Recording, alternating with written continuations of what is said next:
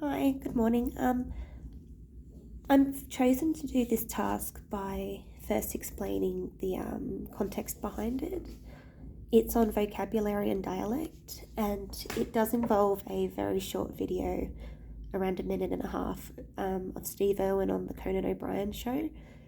I've chosen not to include the clip in this activity because it would just take that little bit of extra time. So I'd like to begin by saying it's based on our unit plan phase 2 and the activity is called Crikey. So in terms of inclusivity, I assume in my classroom that I'm going to have students that have some behavioural issues such as ADHD and perhaps some specific learning disorders such as autism or dyslexia, and these students might require some modifications to the lesson. And in order for me to do that, I might allow them to verbalise their answers, or I may even scribe for them, so help them write them down. Also, to allow for students that can get a little bit restless, I would assign them a responsibility of adding words to our word wall. And since some of these words are quite difficult to spell for them, I would have written them out and laminated them with a bit of blue tack just to save that time. I've also set a clear class schedule and routine, and I would make use of a timer with a 2-minute warning to allow students to become comfortable with the fact that the task is going to end and aid in transition to the next activity. In terms of our classroom environment, I'd minimise distractions. Our class routine for rotations would involve students sitting in a circle on the mat, so that would save time. In terms of behaviour management, I would use stop and scan and parallel acknowledgement. I've found that they're quite effective for me in my previous placements. And I would clearly establish the rules for our group work. I would also maximise our time on task by having their reading journals and pencils available to them too. So I'll go on now and pretend that I am teaching the class and have students answering me. So today we are learning to use dialect to create our own very special vocabulary list.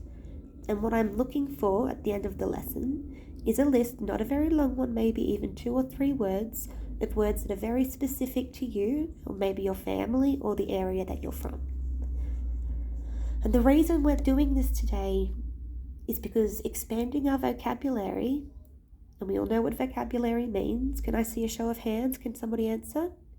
Thank you. I'd love to see you show your hands.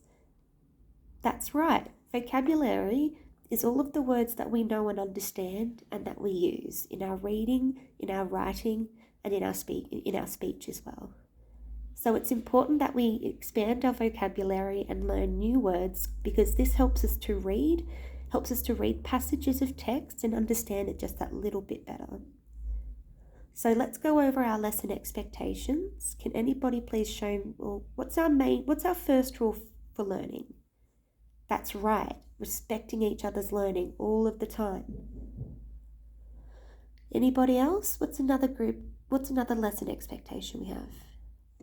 That's it, you're doing it all now. Hands up to answer a question. And what's one other thing when we're working in groups? What sort of noise level am I looking for? Partner voices, that's right. Okay, so if I showed you a picture of Steve Irwin, what's the first thing that comes to your mind? Crikey, that's right, crikey. Does anyone know what crikey means? It means you're very surprised. So when Steve Irwin says crikey, it means he's very excited, he's very surprised. So that's one of the first words we might add to our vocabulary list. So Steve Irwin's very well known for using something called dialect. Max, could I get you to please put that word on our word wall for us? Thank you. And dialect means, well, it's a word that's very peculiar. And peculiar means very strange and different. So if I ask Max, could you please pop the word peculiar up on our word wall as well? Thank you. So dialect is a word that's very specific to a person or to a region. So for example, in my family, we have lots of words that you might not recognize. So we're going to watch a video now of Steve, and he's introducing a little crocodile to Conan O'Brien, which is a very old American TV show. So let's watch that for a moment and keep our ears peeled for any words that he uses that might be very different.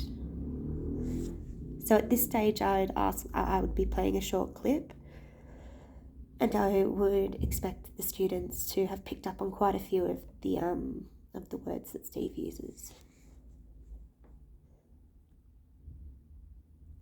Right, brilliant. I absolutely loved watching everybody sit quietly and watch that video. You're respecting each other's learning very well.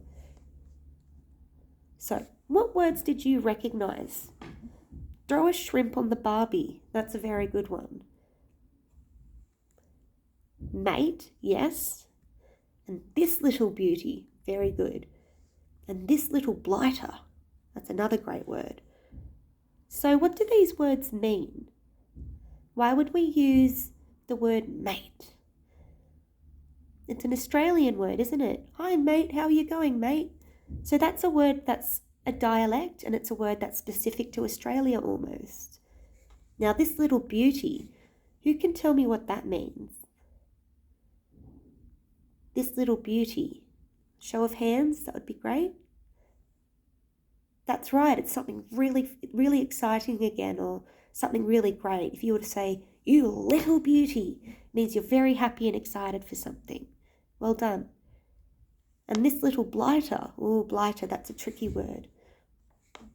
I think Steve uses that in terms of the crocodile because he's a little bit snappy. He might not be the nicest creature. So when we're thinking about words that we use in our families or in our day-to-day life, what are some examples you can think of?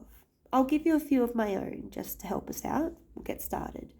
So in my family, we say, don't forget your brolly. Does anybody know what a brolly is? That's right, it's an umbrella. Well done. And what about having a yarn? Does anybody use the word yarn in their family? You do? What does that word mean to you? To have a yarn means to have a chat about something, doesn't it? Well done. And how about if I were to say, Max, he's a bit of a larrikin. Can anybody tell me what that word might mean? Larrikin. That's a really good one. I've had this one laminated. Could you pop that one on the word wall for me, please? Thank you. So a larrikin means someone that's really fun, a little bit silly maybe, but a good bloke at the end of the day. So now we're going to take a moment to think, pair and share, and then we'll come back and discuss some of the words that are specific to ourselves and our family, and then we'll start writing our own crikey list. All right, well, it's fantastic to see everyone working so well. I love to hear partner voices. Right, so let's make a crikey list together. So we can't think of anyone specific.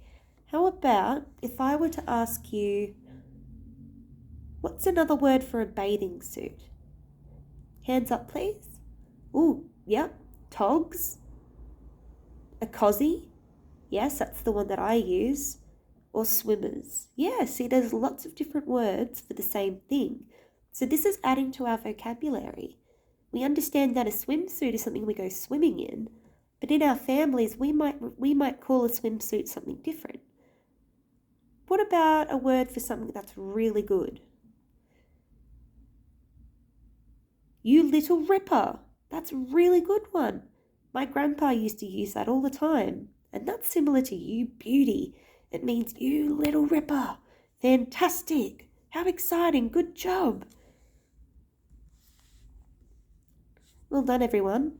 So you can collect your reading journals from out the front with the pencils, and we're going to start writing down these words in our vocabulary list, and I'll come around and give anybody who needs any assistance some help. So that was a very quick run through of what I do with my lesson obviously I'd take more time and work with what the students were giving me. I did want to include some prompts because I understand the concept of dialect can be a little bit difficult, and it's something that they might require a bit of support with. That's essentially the end of my lesson. I've got a PowerPoint with the video link included, so I can attach that to my assessment. And I hope this has touched all the bases that I needed to. Thank you.